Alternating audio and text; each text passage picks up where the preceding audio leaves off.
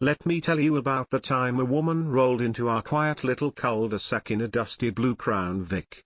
And by the end of the week, she was giving out tickets, shouting into a bullhorn, and calling herself Chief Whitmore. Yeah, this one's a slow-burning wildfire. And you'll want to stay to the very end. This wasn't just any Karen. No. This was a high-octane, full-throttle, badge-on-a-budget kind of Karen. Her real name? Dana Whitmore. But after what happened here, nobody remembers her as anything but the lawless law. Now picture this, it's a Tuesday morning in May. Birds are chirping. Sprinklers are ticking. I'm sipping black coffee on the porch, fixing the bird feeder, when this long, boxy sedan glides into the neighborhood like it's prowling for crime. It's a decommissioned police cruiser, complete with spotlight, push bar, and a bumper sticker that said Zero Tolerance Zone. Right behind her was a U-Haul full of boxes labeled evidence and uniforms. New neighbor? I asked my buddy Harold, who was watering his tomato plants next door. He squinted over the fence. Or new sheriff, he muttered. And I laughed. We weren't wrong. The next day, Dana was in full uniform, custom made. Obviously. Navy blue shirt with gold buttons, tactical pants, and a shiny badge that read CSE, Community Safety Enforcement.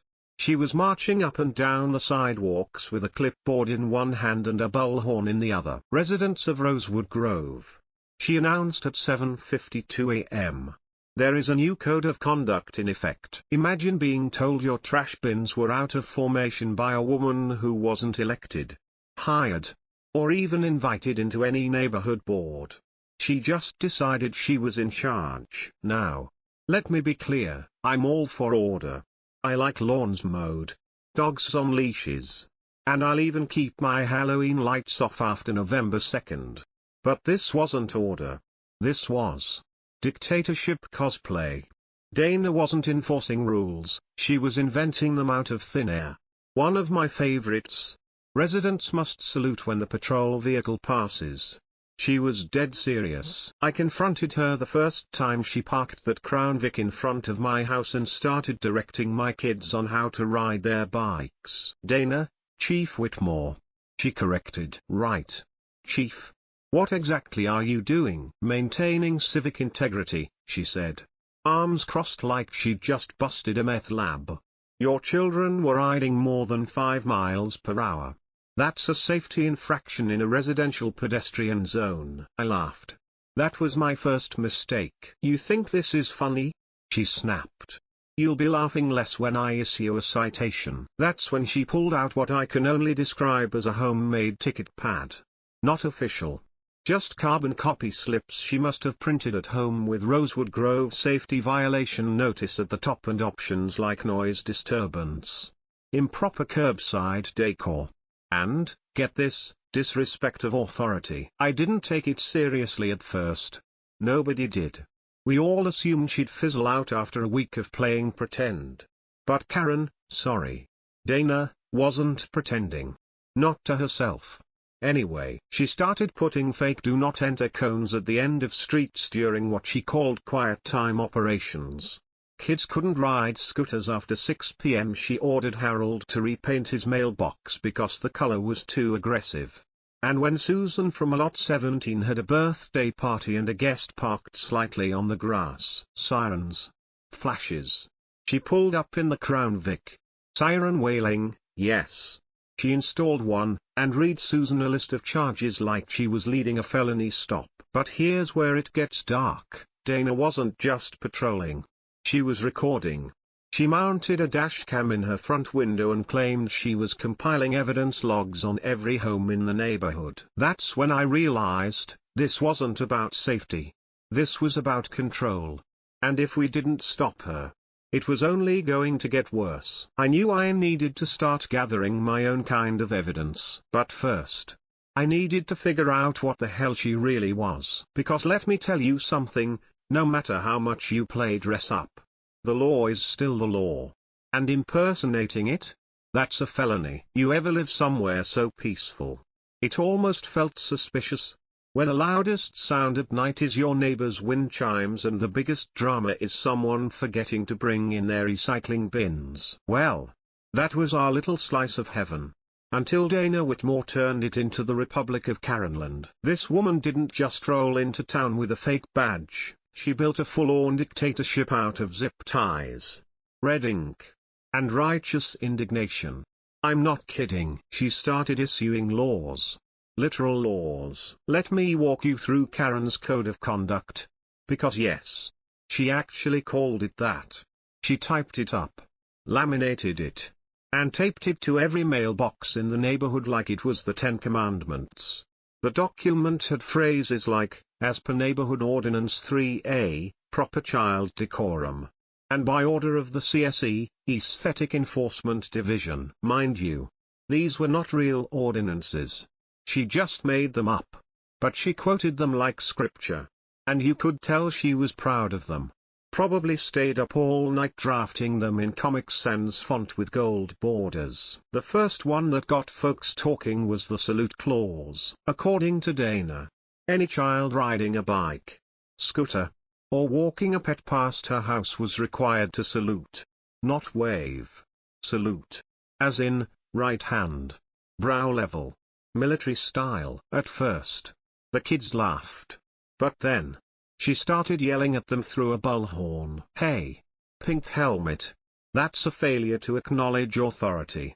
Strike one. It wasn't long before my neighbor's 9-year-old came home in tears because Dana had followed her halfway down the block, demanding a respectful posture. Then came the botanical restrictions.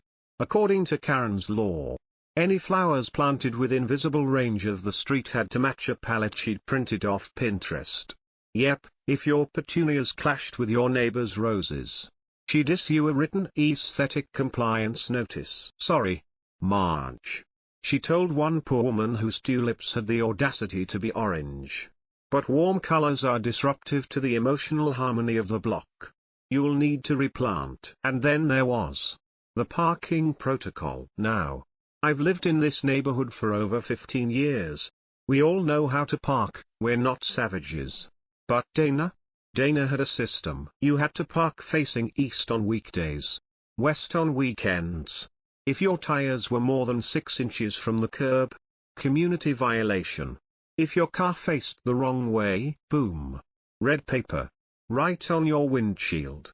Giant block letters, community infraction, non-compliant vehicle orientation. Yeah. She went there. One of my neighbors, Pete, Vietnam vet, calm as a monk, found one of those slips on his Jeep and marched straight to her door. Mom, he said. Polite but firm. Did you write this? She nodded. Your vehicle disrupted the directional flow. He looked at her like she'd grown a third eye. What the hell does that mean? Dana didn't blink. I've instituted traffic harmony protocols. Your vehicle was a threat to uniformity. Pete ripped the notice in half and said, Lady, the only uniformity I care about is the American flag. She tried to cite him for verbal aggression.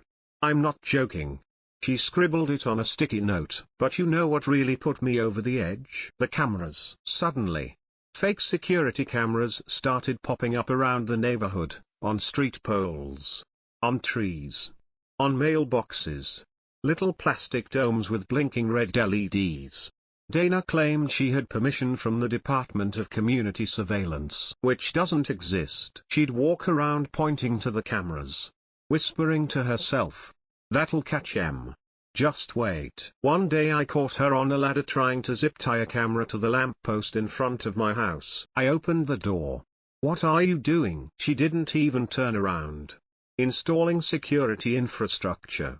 This zone has been flagged for behavioral inconsistency. You're on my property. I'm on the community's property. That's why I filed a CS7. A what? A community security form. You're welcome. That was it. That was my final straw. You want to play mall cop in your backyard? Fine. But when you start surveilling children and posting laws on mailboxes, we've entered a different universe. She wasn't quirky. She was dangerous. It wasn't about security. It was about power. And I knew. Karenland had to fall. Now, I didn't get involved with Dana Whitmore's psychotic reign over the neighborhood because I was bored. I got involved because the woman made one mistake. She tried to outradio a man who's spent 30 years fixing federal-grade communications equipment. That man was me. My name's Raymond Carter. Widower. Retired field tech from the National Telecommunications and Information Administration. That means I've spent most of my adult life climbing radio towers, replacing field antennas, tuning multi-band receivers, and decoding all kinds of chatter, both legal and not. I didn't just fix radios.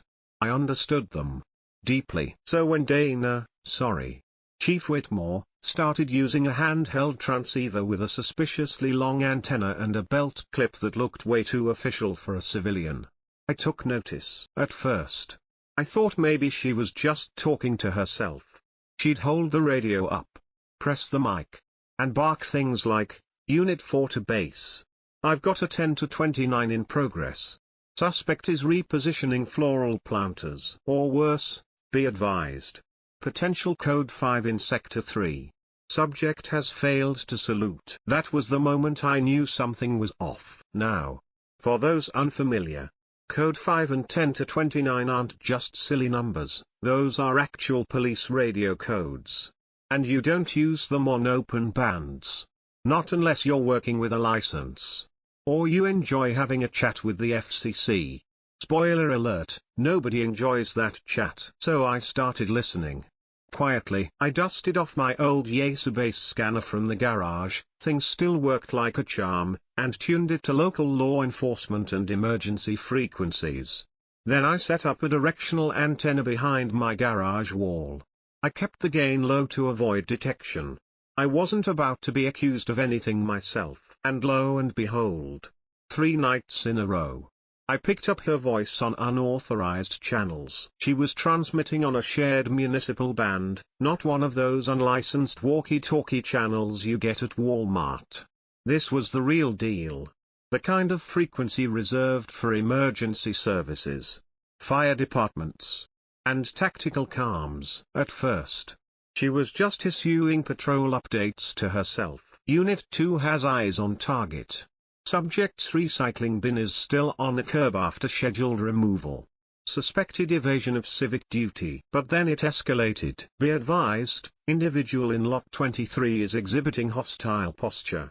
Possible anti-authoritarian tendencies. I am requesting backup. Backup? There was no Unit 1. No Unit 2.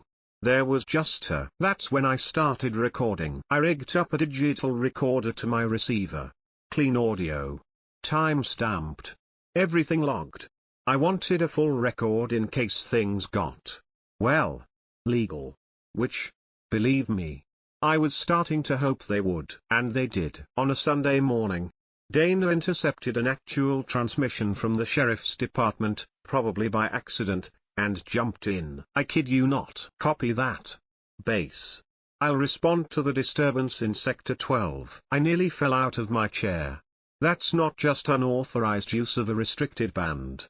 That's impersonating a law enforcement officer over a government channel. In case you're wondering. Yes. That is a federal offense. But she wasn't done. That same afternoon, she showed up at Susan's doorstep. Susan, the sweet elderly woman from Lot 17, and tried to inspect her backyard for code violations. When Susan refused, Dana said, "If you obstruct a government official, I can place you under citizen's arrest." That was it for me. I drove straight to the sheriff's substation that evening, played the recordings for the duty officer, and gave them copies of the timestamps and frequencies she'd used. I laid it all out, the fake citations, the security inspections, the homemade badge. The deputy's face turned pale. "You're telling me this woman's been broadcasting on our channel?" "More than that," I said. "She thinks she is you." That night, they opened a formal investigation. But I knew it wouldn't be enough just to wait on paperwork. I needed to expose her to the neighborhood. Not just to stop her, but to break the spell she had over the timid folks who actually believed she was in charge. There's something poetic about a thunderstorm, how it builds slowly, hums through the air, and then explodes all at once. That's exactly how it happened with Karen. Except instead of thunder, it was the sound of her fake sirens echoing down the block. It started with a simple sign.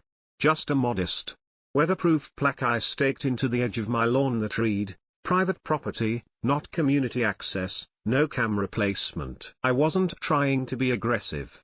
I was trying to stop a lunatic from zip-tying another one of her fake surveillance domes onto my tree. But apparently, telling Karen no was the legal equivalent of punching a judge. It had been drizzling all day. Dark clouds rolled over our little cul-de-sac like curtains being drawn on a stage. Around 7 p.m., the rain really started to come down, thick, sideways sheets of water that turned sidewalks into little rivers. That's when I saw the headlights. Karen's blue Crown Vic came screeching around the corner, wipers slapping, spotlight swinging wildly, and slammed to a stop in front of my house. A moment later, the red-blue strobe she'd somehow wired into the grille of the car flicked on. Not legal, mind you, just some eBay special she rigged to a toggle switch. She stepped out wearing a transparent poncho over her knockoff uniform and a neon orange safety belt like she was preparing for tactical flood duty. She had the bullhorn in one hand, a flashlight in the other, and fury in her eyes. I was already on the porch, cup of coffee in hand, watching her with the same energy you'd give a raccoon going through your trash. "Mr. Carter," she boomed into the bullhorn, even though I was maybe 12 feet away, "you are in violation of Residential Security Code 7B Alpha." I just blinked. That's not a real thing. You have interfered with authorized surveillance equipment. That constitutes obstruction of a community safety officer. "Again," I said. "Not real. You're not a safety officer. You're not anything." That's when she lost it. Karen started pacing back and forth in the middle of my lawn. Rain dripping off her hat. Flashlight beam flailing across my windows. "I hereby declare this residence a zone of concern. Effective immediately. It will be subject to enhanced oversight. Any attempts to resist will be met with direct civic action." Neighbors had started to peek out of their doors. One by one, they emerged under umbrellas, ponchos, hooded sweatshirts, some in sandals, others barefoot, just staring in disbelief as Karen screamed into the night like a one-woman SWAT team. Marge from 2 houses down called out, "Dana, go home." "I am Chief Whitmore," she snapped, pointing at Marge like a movie villain. "You are out of order.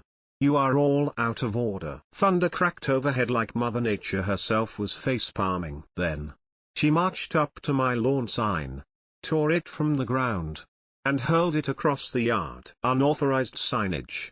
Interference with enforcement operations. That's a Class C community disruption. At that point, I couldn't help myself. I turned to the growing crowd and said, "Does anyone know what a Class C disruption is?" Silence. Except for the rain. Pete raised a hand. "Pretty sure she just made that up." "She always makes it up," yelled Susan from Lot 17. "She wrote me a ticket for using a red umbrella." Karen spun on her heel, bullhorn raised like a weapon. "You people don't understand. This community is descending into chaos, disorder, non-compliance." Another flash of lightning. More neighbors emerged, phones in hand, cameras rolling. And that's when she made her final, fatal move. Karen stormed up to my porch, eyes wide, rain pouring down her face, and jabbed her flashlight an inch from my chest. "I am placing you under citizen's arrest. Step down from your porch. Now." I took a breath, calm, cool, and said, "No, you don't have a choice." "Oh, I do," I replied. "And I choose to let the sheriff handle this. Because I reported you, Karen, for impersonating law enforcement, for broadcasting on restricted frequencies, for threatening citizens. The whole neighborhood's watching you now." She looked around, realized there were at least 20 phones pointed at her, that her screams were echoing down a quiet suburban street, that her authority had finally collapsed under the weight of her own madness. She stood there for a moment, just a soaking wet silhouette of delusion, before slowly stepping back, bullhorn sagging in her hand. She got in the car. She didn't say a word. And as the Crown Vic pulled away, tires squealing on wet pavement, I heard someone clap, then another, and then the entire block, cheering, hooting. One neighbor even whistling like we'd just won the damn Super Bowl. But the war wasn't over, because Karen was about to get a visit from real law enforcement. I've seen a lot in my lifetime: Cold War paranoia, dial-up internet, even a neighbor who tried to raise emus in his backyard. But I'd never seen a grown woman implode on a power trip so spectacularly until Dana Chief Whitmore got her comeuppance. And let me tell you, when the fall came, it wasn't just hard, it was loud. The night of the backyard crackdown, when she tried to put me under a fake citizen's arrest, changed everything. That single unhinged moment, caught from 6 different angles by 6 different neighbors, was enough to blow the lid off her pretend little kingdom. But that wasn't the end. It was just the beginning of the final act. You see, I wasn't just watching. I was collecting. Over the previous weeks, I'd been logging radio transmissions, photographing her illegal surveillance installations, and archiving video of her made-up code enforcement antics. But I wasn't the only one. Susan had over a dozen clips. Harold had a whole folder on his iPad titled Dana the Dictator. Even Pete, Grumpy Pete, had a USB drive labeled Bullhorn Blunders. So, with the neighborhood behind me, I compiled everything into one neat, devastating digital folder: timestamps, GPS logs, audio recordings, and annotated images with legal citations comparing her actions to actual federal statutes. Then I sent it to 2 places: 1. the county sheriff's office, 2. the Federal Communications Commission. And I waited. Didn't take long. 3 days later, an unmarked SUV rolled through the neighborhood. 2 sheriff's deputies in plain clothes stepped out, followed by a man in a black FCC windbreaker holding a clipboard and a portable radio scanner. The moment they knocked on her door, we all knew. She didn't answer. But she didn't have to. Within an hour, the blue Crown Vic had been towed off the property. Apparently, her little patrol car had been fitted with aftermarket sirens and light bars, which are illegal to use on public roads without authorization. She had violated no less than 4 state vehicle codes and 1 federal statute just by driving around like a glorified mall cop on steroids. Then came the cameras. Over the next few days, law enforcement systematically removed every single one of her zip-tied surveillance domes. Turns out she'd mounted a few on public utility poles. Huge no-no. Several of them even had microphones built in, which is a violation of wiretap laws in most states unless both parties consent. When they opened her garage, boxes of fake citation books, printed uniform violations, and stacks of her community safety enforcement flyers, all neatly categorized by infraction type. This wasn't just some quirky lady with control issues. This was a person who'd constructed a parallel justice system out of printer ink and paranoia. The charges came next: impersonating a law enforcement officer, unauthorized use of emergency communication frequencies, criminal harassment, stalking, and my personal favorite, creating the false appearance of governmental authority. Now, I'm no lawyer, but that's the legal equivalent of getting hit by a freight train wearing a badge made of delusion. And what did she have to say for herself? Nothing. Because the minute the real cops showed up, Dana went radio silent. No bullhorn. No flashlight monologues. No Code Alpha Bravo Charlie theatrics. She disappeared into her house and never came back out. She was served with a no trespass order banning her from our subdivision for 3 years. Her HOA authority? Gone. Her made-up ordinances? Shredded. The HOA board itself held an emergency meeting and rewrote the entire charter to prevent anyone from ever claiming unilateral enforcement authority again. We even renamed the community safety newsletter from the Whitmore Watch to the Grove Gazette. Small, symbolic, but satisfying. People started smiling more. Kids could ride bikes again. Harold planted bright orange flowers just to be petty. Pete got his driveway back. Susan bought a red umbrella just because. And me? I went back to fixing radios, watching birds, drinking coffee on my porch in peace, without a single code 5 in sight. But the best part? Every now and then, someone new moves in and hears about the lady with the fake badge. They always ask the same thing: was that real?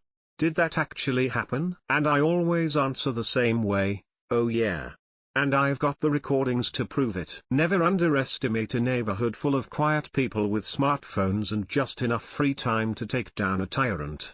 And if you ever feel the need to dress up like the sheriff of suburbia, remember, some of us know how radios work. This is HOA Psychotic. And that was the rise and fall of Chief Karen Whitmore. If you like this story, smash that like button. Subscribe for more HOA insanity. And remember, authority is earned, not printed on a clipboard.